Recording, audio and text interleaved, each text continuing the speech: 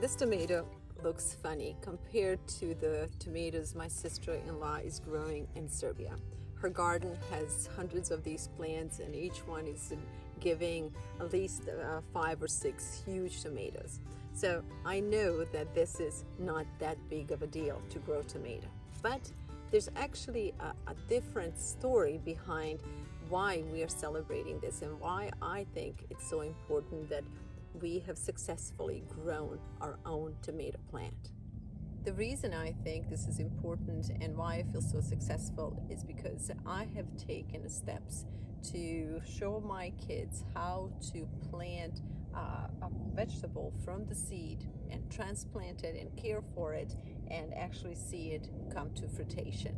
This is a very important life skill that every human being needs, especially young children today. So although it's a small garden, the success of it is, and the impact of it, it's much greater than what one tomato can present. There's a lot of talk out there about the food industry and where it's heading. And I think more than ever, it's important to bring these skills back to the everyday living, and especially when it comes to the younger generations. With that in mind, I don't teach just my kids how to garden, but I also take initiative to provide free fruit and vegetable seeds to broader communities through public libraries. I can't say enough how important it is that ordinary citizens take the initiative to grow some of their own food. I believe that we all can do it on some level, even through gardening in pots on balconies to planting in our yards and replacing some of the decorative plants, trees, and shrubs with the actual growth that we can eat, or greens that we can consume. This will be good not just for us as individuals, but it will be also good for our communities, because we will provide enough food where we could share with our neighbors or exchange with our neighbors.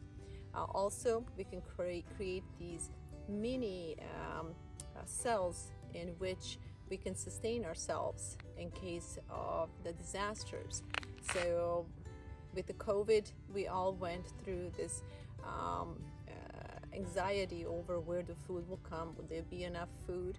I think that's another reason why it's important that every one of us starts growing something, and that we create communities that are self-sustained, so that we can grow enough fruits and vegetables and perhaps even meats to take care of our immediate communities and of course our families. Another reason is simply growing fruits and vegetables. It's healthy for us emotionally and mentally and physically. And I would like to bring this skill or this lifestyle back to American families, so that together as a family, people can go outdoors, enjoy the nature, learn from each other, spend quality family time.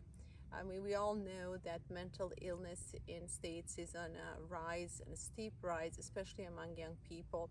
I believe that some of that could be helped by engaging kids in skills or tasks. They are in nature, and they're together with their family members or maybe with their friends. And of course, there's a carbon footprint.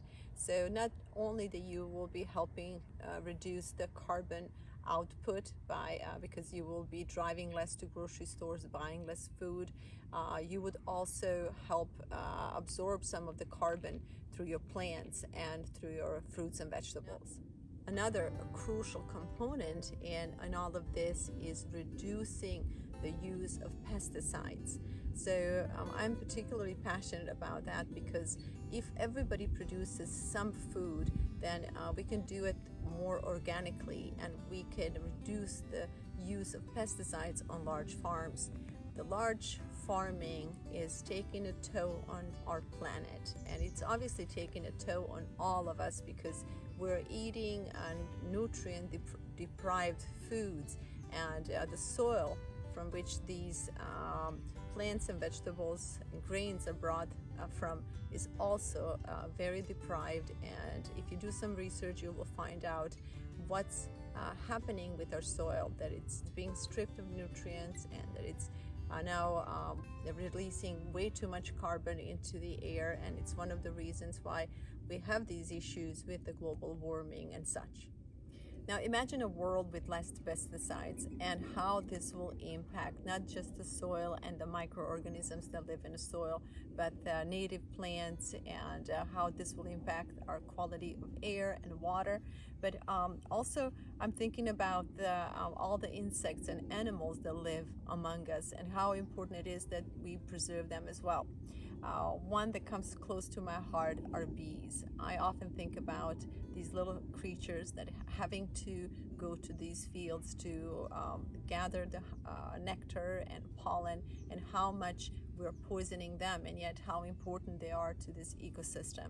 So there are countless reasons why all of us should get involved in growing food.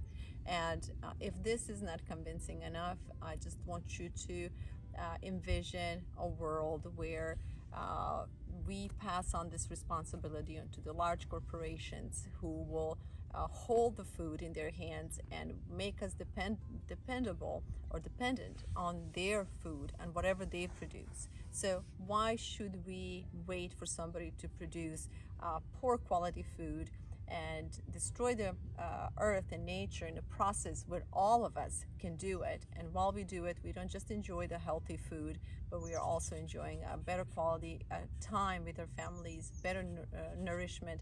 We will all be healthier and happier for doing it. Now, how passionate am I about what I just said to you is shown in my project called Little Sprouts. This project is organized through my charity, and each year we donate hundreds of thousands of dollars worth of free fruit and vegetable seeds to communities through public libraries. The goal is to get America growing their own food again. We all need to get outside, spend more time in nature. We need to bring our kids outside and show them how important it is that they learn this important life skill. If we do it, I believe that we're not only going to save ourselves and our families, but we're also going to save our planet. To find out more about what we're doing and how you might get involved, please visit VLADA'S.com.